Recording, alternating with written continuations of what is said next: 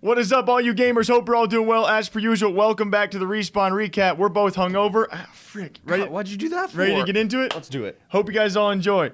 And one of my more misleading titles this past week, but still does reign true because it was posted on the GoFundMe. Yes, that being Activision lawyers. They are busy freaking people. They've gone after cheat makers and cheat providers going to their doorstep. That's some awesome stuff. They've also, well, they've gone after SBM Warzone. We had a great debate there talking about that. The latest, apparently, Warzone.com. It's a browser-based game back from 2017, is the latest to be involved in a lawsuit with the one and only Activision lawyers.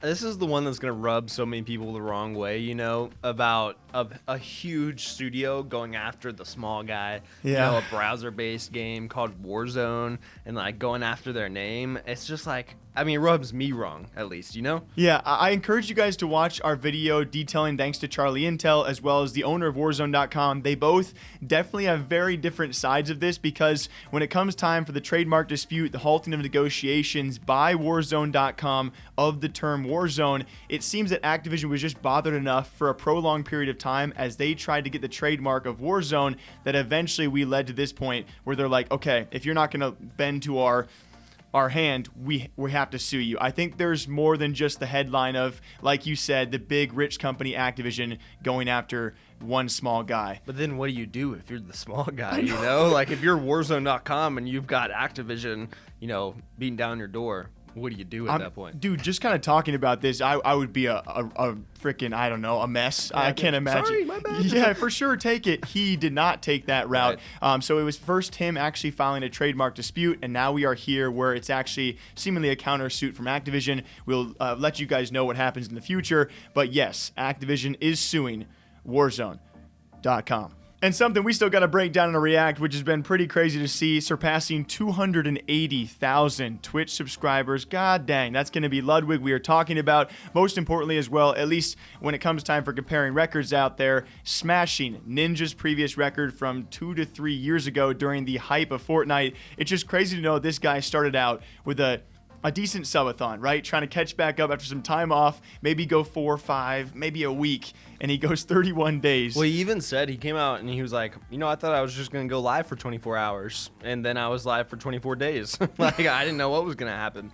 And I do think it's important. A lot of people have been pretty split on this because some people are almost upset about him breaking Ninja's record, which I think is hilarious because they're saying like, oh, this is so disingenuous. Like, Ninja did it the right way. And like, he was just playing games and got subs and he was so like, he did it the right way. But Ludwig is just so cheap for doing it like this. And it's like, man, he was on camera for a month. Like, he grinded for that. And like, he didn't even like, he wasn't forcing people to do anything. No. People just decided to support him in it. Yeah, and I think it's also because you know there are so many stats out there we'll probably break down, whether it be total amount of donations, total subs, total time spent sleeping. That does not take away from the entertainment value that he added, where his mods really carried a large portion of the stream as well. We'll talk more about that in the future. But the first comment I read this morning was, Ninja's still the GOAT. He did it a genuine way. And yeah, like you said, this was kind of just drawn out. This was Ludwig's ultimate plan. I don't think that's the case, but Right. you know, as you envy people that have done some spectacular things, you're going to see those kind of comments.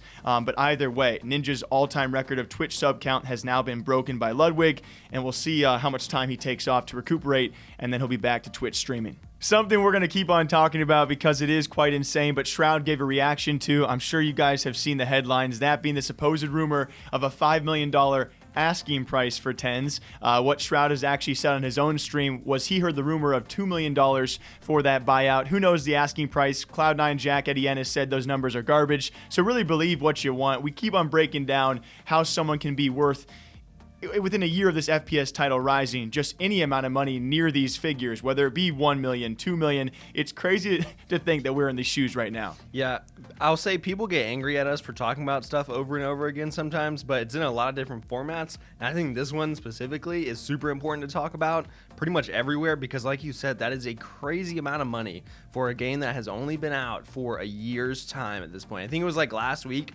that people were like, oh, the beta for Valorant was a year ago today. Yeah. It's like, okay, so now this this guy's worth $5 million a year later. What just happened? Yeah, it's like it makes you wonder, especially because I guess we kind of obsess over these things because it is our job to do so. But I think any diehard Valorant fans or FPS or TENS fans out there are just like, a year ago, if you tell us, as he signs that Cloud9 contract that, hey, another team's going to want you, you're going to partially retire, then come back and win Masters, and you're kind of going to be rumored to be worth at least $2 million for a buyout, I would have called you bat crap crazy. Riot is probably so happy right now. Like, they're this first big rumor about a player being worth $2 to $5 million. They're like, oh, sweet. This is great for us. And then speaking of the devil, we talked about it very lastly. TENS' very own girlfriend, Kaide, she just joined 100 Thieves. Meanwhile, weeks ago, she was talking about, ironically, the highest salaries in the space being like $25K per month. Riot's got to love this couple right now, because all of a sudden you got these salaries that, oh yes, we already knew they were very high,